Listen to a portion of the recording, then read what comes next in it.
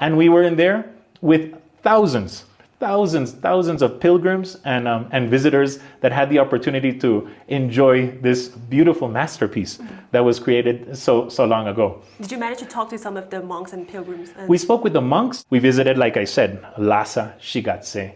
We visited now here in Ningxi. And in each one of these areas, we had the opportunity to speak with government officials, with party members, but also with the people. And the people are the ones who are expressing happiness. If you were to describe the region with 3 words, what would they be and why? Oh my God. I think I would use first diverse. It's a multi-ethnic region, a region of such diverse culture, religious beliefs. I would also use harmonious, because you can see peace, you can see tranquility, you can see everybody working together to try to have a more prosperous future. And I would say development would be another important word that I would use. We had the opportunity to visit New Goja village. This was quite remarkable for me, because this village, the people of this village, around 1,500 individuals, were participated in the poverty alleviation efforts. They first lived in very dispersed communities high in the mountain areas. They were affected constantly by adverse climate, by natural disasters. They didn't have potable water and sanitation. They had difficulties to access electricity. And through the government's poverty alleviation programs and through the relocation programs, now they are living a very wonderful life. They have a very nice house where they have all the services that are required to have a very nice subsistence. They have access to 15 years public education, publicly funded education. Just with that, they have access to quality healthcare, transportation, energy. Each one of them are enjoying opportunities for employment and income generation. My first question to the family in that home was to the grandmother. I asked her, are you happy? And she said she was very happy because she had the opportunity to see her son and her grandchild grow happily with access to all the benefits that a dignified family should have. And given that, as you said, you've met and spoke with local people and government officials, how do you view Chinese government's policies in Xizang, in particular in the area of human rights?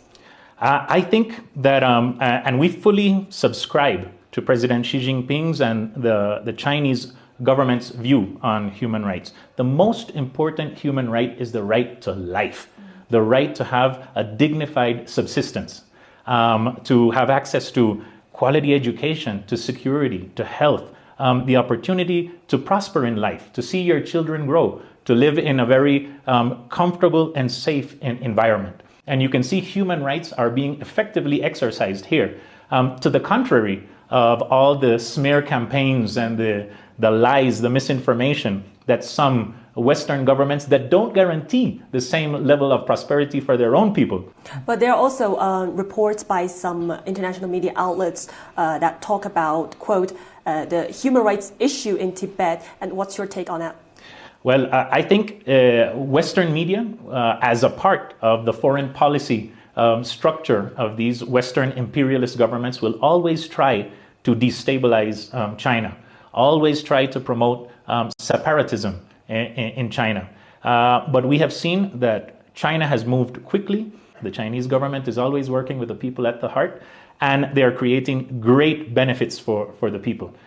We know that these type of smear campaigns, these lies that are promoted by some Western governments, only seek to impose sanctions on Chinese government officials and CPC members.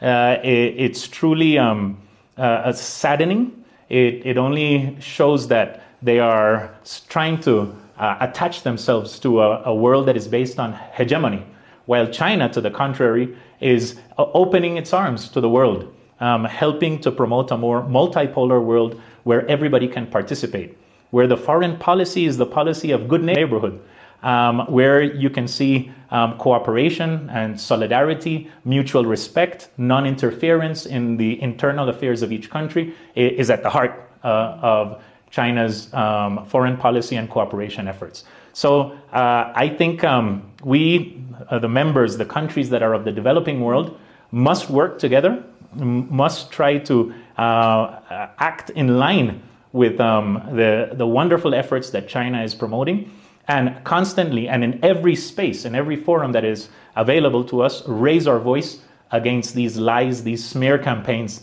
that are promoted against China and other brotherly countries. And we will always lend our voice, as I stated before, in every forum, in every space that is available to us, to defend the important efforts of the Chinese government, of the CPC, of the regional autonomous government of Xizang. What is happening here in this wonderful, this beautiful autonomous region is something that should be shown to the world. And China is open to show it to the entire world. My delegation has representatives from over 30 countries, including European countries, Latin American countries, countries of Asia Pacific, and African countries. And all of us are listening carefully to everything. We're watching closely to everything that's happening, and we are impressed, and we have expressed already our intention to cooperate and to work together to learn mutually from our individual experiences